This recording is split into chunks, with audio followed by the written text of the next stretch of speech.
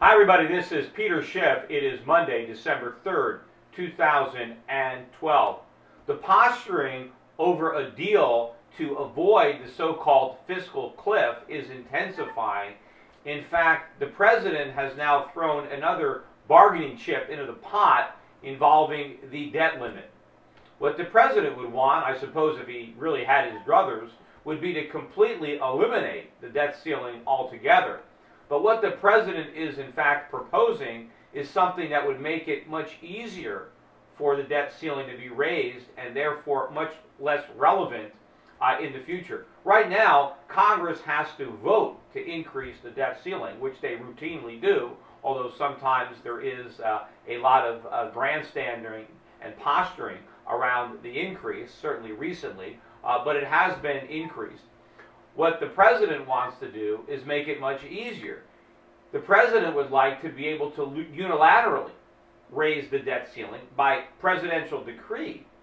And then Congress, if it wants to override that increase, would be able to do so, but it would require the same type of numbers that is now required to override a presidential veto, which would basically mean that the minority party would have no way to prevent the president from increasing the debt ceiling. Now, in typical Orwellian doublespeak, the president is actually selling this idea to the public as if it's being done out of fiscal responsibility, as if we want to send a message to the world that America will always pay its bills, that you can always count on America to pay its bills, and we're going to prove how serious we are about paying our bills by eliminating or raising the debt ceiling.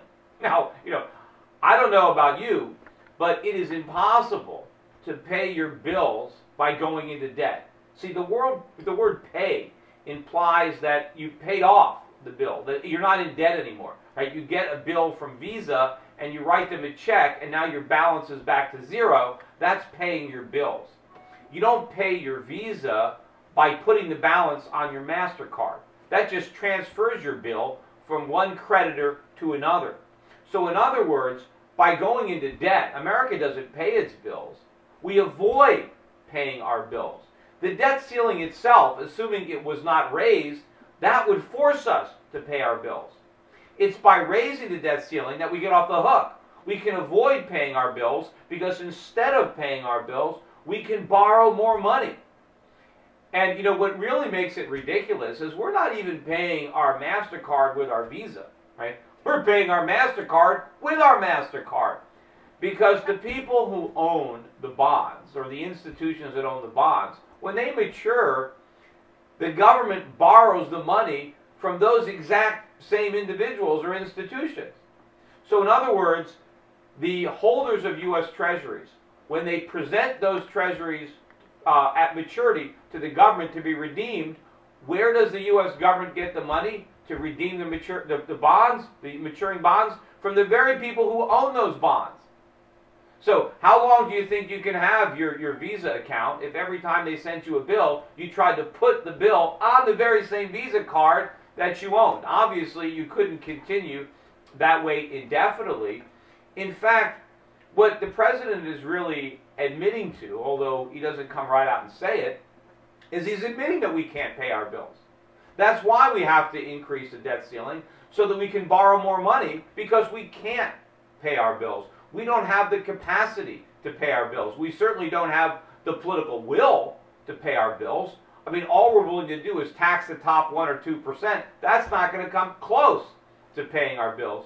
In order to pay our bills, we'd have to slash government spending, raise taxes on the middle class, and even then, I don't think it's possible if interest rates go up. And because rising interest rates are going to be crucial. If the U.S. economy is ever going to restructure in a way that will provide real economic growth, we need higher interest rates. The problem is when interest rates go up, there is no way that we can service the existing debt. We would be forced to retire it, but of course that's impossible as well because we don't have the means or the resources to do it, and so we kick the can down the road by getting rid of the debt ceiling. Of course, what this also amounts to is another official acknowledgement that the United States is running the world's largest Ponzi scheme. But what's even more amazing than the fact that we would admit that we're running a Ponzi scheme is that the participants, the people who are being victimized by this scheme, are going to continue to sign up. That foreigners, or anybody for that matter, that is buying U.S. Treasuries and loaning money to the U.S. government will keep loaning us money even though we've admitted that we can't pay it back and that we'll never pay it back. You see, borrowing money to pay off maturing obligations is the exact definition of a Ponzi scheme. We need to continue to borrow more money so that we can pretend to pay back the money that we've already borrowed. That is what the president wants to preserve. Under the guise of paying our bills, he wants to make sure that we never have to pay our bills. Of course, that's not the case, because eventually the world's going to wake up. Maybe this will be the signal that shocks them into reality. The president is hoping to send a signal to the world that we're serious about paying our bills, but I don't know that his message will resonate the way he believes, because I don't think that is what our creditors are going to hear. What they're really going to hear is the sky's the limit when it comes to debt, that nothing stands between the U.S. government and more debt. And once they realize that, and they figure out that they're not loaning us money, nobody really loans the U.S. government money, because loaning somebody money implies they can actually pay it back. When they admit they can't pay it back, you're not making a loan, you're making a gift.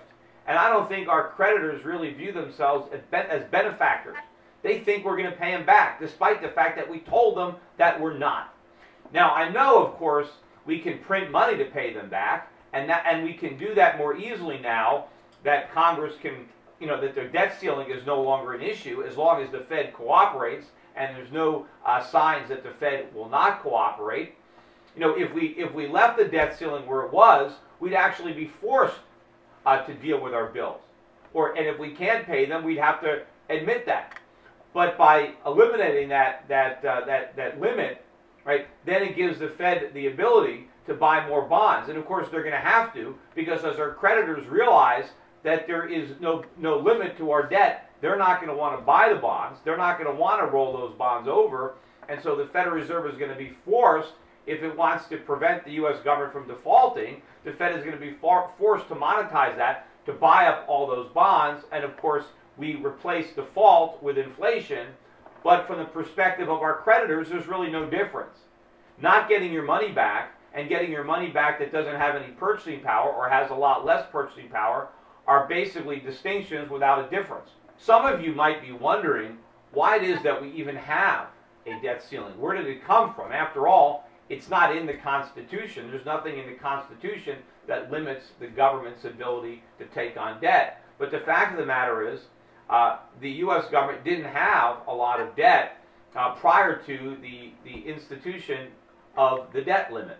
The debt limit came about in 1917, and let me tell you why it happened. In 1913, Congress, by an act, created the Federal Reserve. Now, prior to the Federal Reserve, the only way the government could repay its debts was by taxing the public. There was no central bank that could monetize those debts, and so we actually had to pay our bills back then. And so there was a natural limit to how much money the government could borrow, because it was limited by the willingness and ability of the taxpayers to make good on those obligations. And so there was a natural check against big debts, because the public didn't want to pay for them. But in 1913, when we created the Federal Reserve, there was the potential of the government being able to issue debt which that central bank could buy. And originally, the way the Congress dealt with that is they made it illegal for the newly created Federal Reserve to own any U.S. Treasury obligations. Therefore, it was impossible for the Federal Reserve in 1913 to monetize any U.S. government debt. And they thought that was necessary because they wanted to make sure that Congress didn't use the newly created central bank as a mechanism to monetize its debts, because it didn't want Congress to have the ability to run up big debts. Prior to the Federal Reserve, it didn't have that ability, and now with the Federal Reserve, because the Fed was denied the ability to buy treasuries, they thought that they had protected the public from runaway debts. The problem was 4 years later, in 1917, the U.S. was in World War I. And Congress needs to borrow a lot of money fast. And the easiest way to do that is to borrow from the Federal Reserve. But they can't because of the Federal Reserve Act, which they amended. But now a lot of people in Congress were fearful about making that amendment because they were going to eliminate the barrier to governments and accumulating big debts. So they had an idea of creating a debt limit, a statutory limit that would prevent the government from borrowing too much money. After all, they were going to be removing the natural limits to government debt, which is capacity and a willingness to repay the debts. They were eliminating that by allowing the Federal Reserve to buy treasuries. So what they did is they created a statutory limit to replace the natural limit that they had just torn down. But what the Congress didn't understand back then is that the ceiling could be raised. And in fact, that ceiling was raised many times. In fact, every time it was approached, it was raised. I think it's been raised more than 70 times since it was originally established back in 1917. And now, of course, we're talking about either eliminating it completely or making it so easy for the president to raise it that for all practical purposes, it's been eliminated. The worst part of it is we're eliminating it under the pretense that we want to pay our bills, under the pretense that we want to be fiscally responsible, when it's the most reckless and irresponsible thing we can do.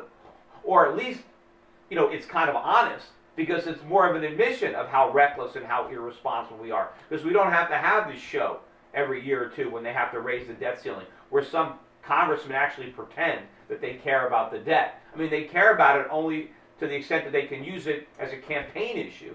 The Republicans like to campaign that they voted against increasing the debt ceiling, although, of course, they'll always make sure they have a number of votes to actually pass it, so there's some Republicans that can safely vote against it. Even some Democrats might vote against it, but they'll know that those are simply ceremonial votes, because the overall increase is going to pass because Congress doesn't want to pay its bills. That's the irony. It's increasing the debt ceiling that enables us to avoid paying our bills, not the reverse. Of course, all these same congressmen, every time they run for re-election, they campaign about a balanced budget amendment, how they're in favor of a balanced budget amendment. Find any Republican running for Congress, go to their website. There's not a single one probably that isn't campaigning on a balanced budget amendment. Well, we don't need a balanced budget amendment so long as we have a debt ceiling that people don't raise, because that's the same thing. If you don't raise the debt ceiling, then the budget has to be balanced. If you vote to increase the debt ceiling, then you're voting against the balanced budget. So we don't need a we don't need a constitutional amendment. We have the debt ceiling. Of course, if we get rid of it or make it meaningless because the president can unilaterally raise it, what you're actually doing is repealing something that is acting as if it were a balanced budget amendment. And it shows that it's all political, because the reason that so many people are for a balanced budget amendment is because it doesn't exist and they'll never have to vote for it. Of course, the ultimate of ironies will be that at the moment that the president and Congress takes credit, right, for avoiding the fiscal cliff and acting responsibly by telling the world that we will always pay our bills, by going into debt indefinitely, by borrowing more money without limit, right? That's the way that we're going to pay our bills. But that we supposedly send this message and everything is safe, that's probably when we really have to start to worry. Because, as I said, this could be a moment where our creditors maybe, get shocked into reality to understand the situation that they are in, that we are in, that there is no limit, that we will borrow money until we can't do it anymore, right? That we're not going to do anything about this crisis. We're not going to do anything to diffuse this ticking bomb. It's simply going to go off. And I think our creditors are going to want to put as much distance as they can between themselves and the explosion. They're going to want to sell dollars. They're going to want to sell debt denominated in dollars. What is that going to mean? A weaker dollar means higher consumer prices for Americans. It ultimately means higher interest rates for Americans. It means the rug is going to be pulled out of this phony economy. It means we're going to go over the mother of all fiscal cliffs, and one that is impossible to avoid. So my advice is don't wait for that.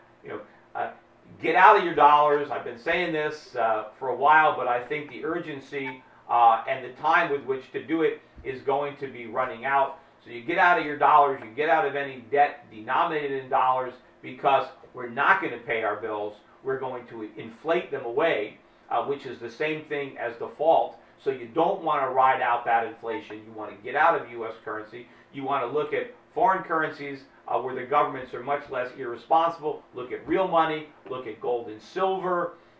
Look at foreign stocks, if they're suitable, that pay dividends. Do whatever you can to get out of Dodge, because just when the government assures you that there's nothing to worry about, that's the time where you need to worry the most. Anyway, thanks for listening. Don't forget the Peter Schiff Show, Mondays through Fridays, 10 a.m. to noon Eastern Time. Listen live. If you can't listen live, just go to schiffradio.com anytime during the day, and you can listen to the repeat of the show for free. Bye for now.